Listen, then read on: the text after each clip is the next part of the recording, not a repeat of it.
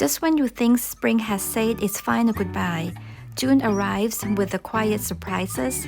From the shade-loving Martagon Lily to the bold Asiatic bloom and the elusive beauty of Coco Loco Rose, this garden never stops evolving. But it's not about flowers. This month brought a wild turkey, monarch caterpillars, the quiet loss of my fire shippable vitae, and reminders that even fading daffodil foliage has a role to play. Let's take a walk through the unexpected beauty, the lesson I learned, the little wonders blooming in my garden this June. June is when perennials come alive, with Penstemon stealing the spotlight in soft white and purple blooms. Its color pop against the vibrant orange of Totally Tangerine Geum, still going strong since May.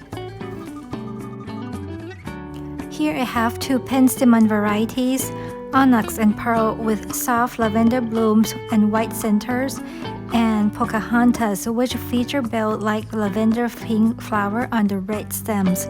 Both bloom beautifully for up to 3 weeks. I can't believe this is only the second year that I plant the Penstemon on the slope. It really shows how effective mass planting can be, creating a stunning display without a long wait, and also help with the weed suppressions. I have also tucked in a few Martagon Lilies here and there to add a playful pop of interest. This fairy morning variety has bloomed beautifully since its first year in the ground. Once fairy morning fades, Arabian Night steps in with a bold pop of deep red. Like many Martagon Lilies, it typically blooms in its second year. If you are drawn to the particular plant, try planting a few different varieties. These not only extend the bloom season, but also add layers of interest since each variety flowers at slightly different times. One of the standout features of Martagon Lilies is their ability to thrive in the part shade, making them perfect for the woodland garden and shadier spot in your yard. They are hardy from zone 3 to 9 and have soft, lightly fragrant flowers, bring a subtle charm, and they make an excellent focal point when tucked among the ferns or hostas. If you remember from my May garden tour, I mentioned my also easy Italian ice rose have some leaf damage. I reached out to proven winners. They confirmed it was likely caused by the common rose slug, also known as rose sawfly. Most species only cause damage in spring, but I might have the exception, the bristly loess rug that can stick around longer. They suggested an organic solution by simply crush the tiny green caterpillar-like larvae by hand if spotted. The good news is this month I haven't seen any new leaf damage. After the elegant bearded and Siberian irises of May, June brings a new star, Dutch iris. The first to bloom in my garden is a variety called Eye of Tiger, and I absolutely love it. Its violet-blue petals are striking, especially with that bored yellow blotch at the throat. It really pops in the early summer light. This iris doesn't just add beauty, it's perfectly bridged the gap between spring and summer, bringing drama and depth just when the garden needs a fresh burst of color. The next Dutch iris to bloom is the Lion King, and it's such a fascinating one. Its petals have this unusual light magenta brown tone, so unique and hard to describe, but it's exactly what makes it stand out. Isn't that color just incredible? My front yard is definitely due for some new edging, but that's probably a project for next year. For now, the border still holds its charm, thanks for the striking contrast between the chartreuse tone of the Sedum Angelina and the deep, moody foliage of the Geranium dark Reiter. This combo really helps define a tough spot where it's tricky to gauge the sun exposure, and there's a lot of root competition from the maple tree. But these two plants handle it like a champs, adding a color and texture even the challenging conditions. Toward the end of this grouping, I have Geranium Boom Chocolata. This variety is much larger with bold dark bronze foliage, not burgundy like dark Reiter. What I especially love are the vibrant fluorescent purple blooms that pop even from the distance. At this point in the season, you can really see the result of unplanned bulb planting.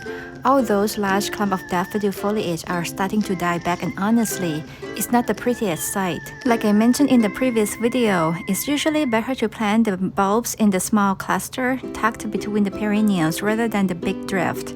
That way, as the foliage dies down and feeds the bulb for the next year, it's more easily hidden by surrounding plants. Otherwise, you're left waiting for the leaves to wither away, and in the meantime, it just doesn't look great.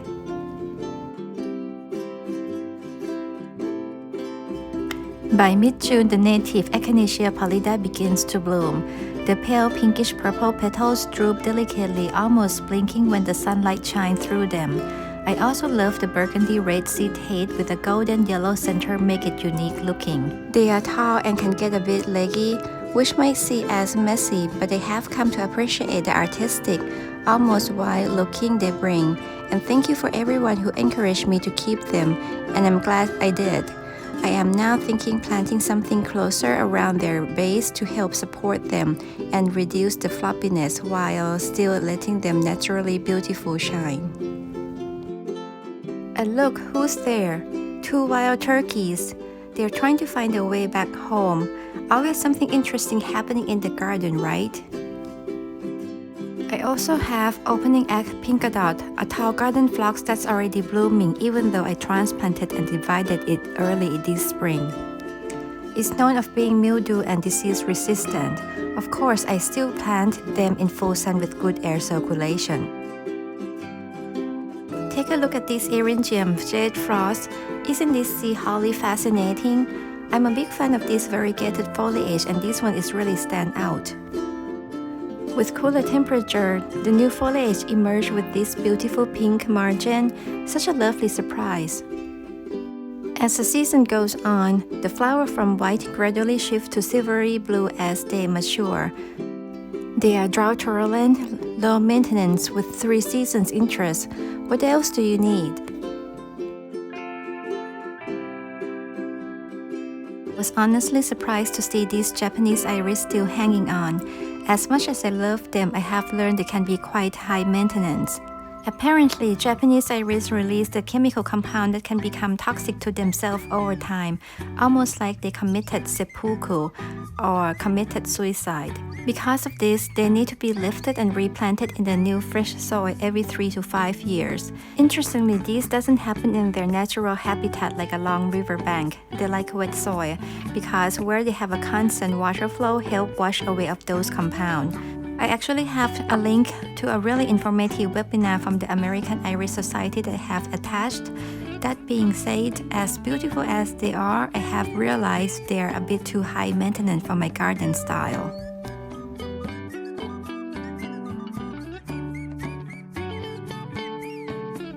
Look at this Heliopsis sunstruck that start blooming since end of May. Last year, they kept blooming until fall. It is one of the earliest flowering Heliopsis varieties, giving the garden a long season of vibrant color. You would think it might be prone to sun scorch, but nope. Even in full sun, it holds up beautifully. This plant is a really workhorse and stand out in any sunny border.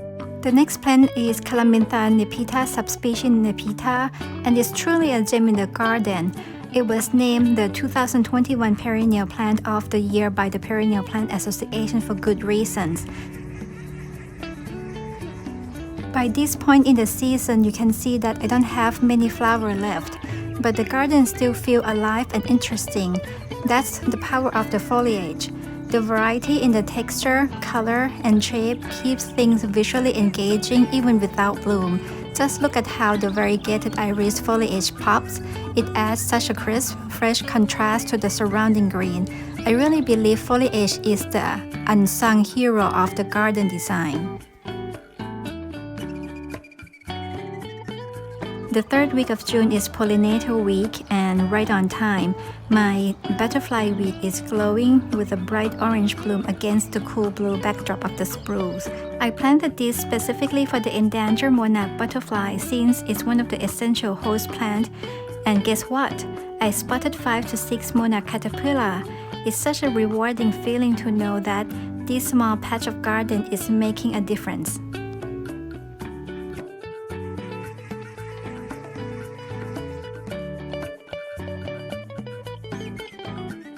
I'm not sure why I plant daylily. After all, each bloom only lasts a single day. But then again, when you see Xylem Double Classic, it's hard to resist. They said it has a long bloom period and even rebloom, but to be honest, I haven't seen much of that in the past few years. Still, when it does bloom, it's a showstopper. Speaking of daylilies, I also have Always Afternoon, which is supposed to be a rebloomer. But honestly, the bloom seasons still feel pretty short in my garden, and I have been thinking about replacing it with something longer lasting. That was until I noticed something surprising. Monarch caterpillar using the daylily leaves as shelter at night. It made me realize that it's not just about planting host plants like milkweed.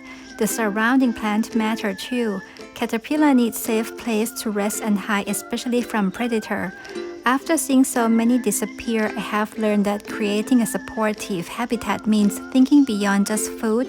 It's about providing shelter and safety too.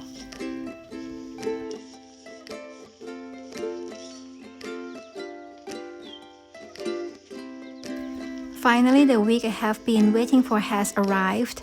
The first lily of the season, my Asiatic Tinuco lily, is in bloom.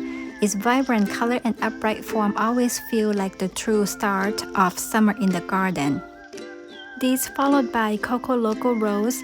This is my second attempt growing it, and I couldn't resist giving another try after finding one at Lowe's for a great price. The soft mocha lavender tones are so unique. It's one of those roses that really make you stop and look. Because of its unique tone, finding a good companion can be a bit tricky. I saw in the Heirloom Roses catalog that they pair it with a variegated foliage, which really helped the bloom color stand out. So I decided to try something similar by planting it next to a Weigela Maimone.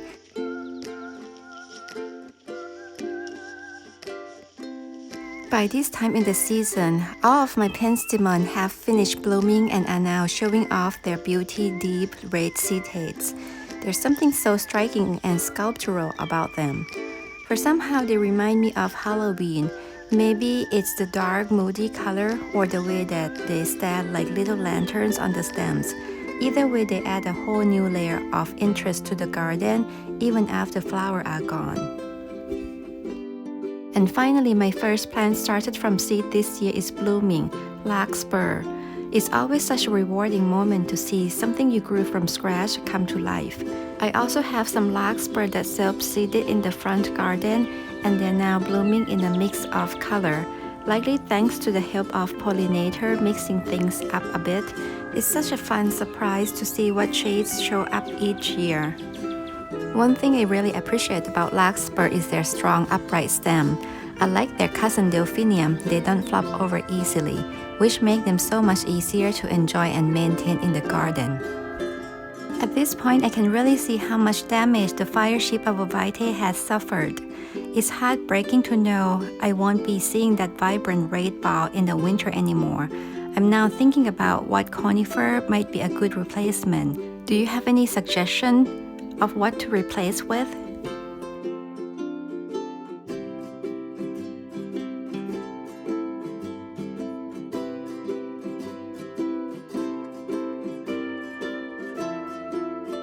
And now my color guard Yaga is in bloom. This evergreen beauty brings such a bold tropical look to the garden year-round with these striking yellow and green variegated leaves. But when it flowers, wow, the tall spike of cream white blooms are so sculptural and dramatic. The flowers have such an interesting shapes, don't they? They add a whole new layer of texture and elegance to this already eye-catching plant. And that brings us to the end of this month's garden tour. I have just one chrysalis left now, quietly waiting for its transformation. Thank you so much for coming along this journey with me. It's been a full of surprises, beauty, and lessons from the garden. And of course, the journey doesn't end here. It continues one bloom, one leaf, and one moment at a time. Please don't forget to like and subscribe, and we'll see you next time. Bye!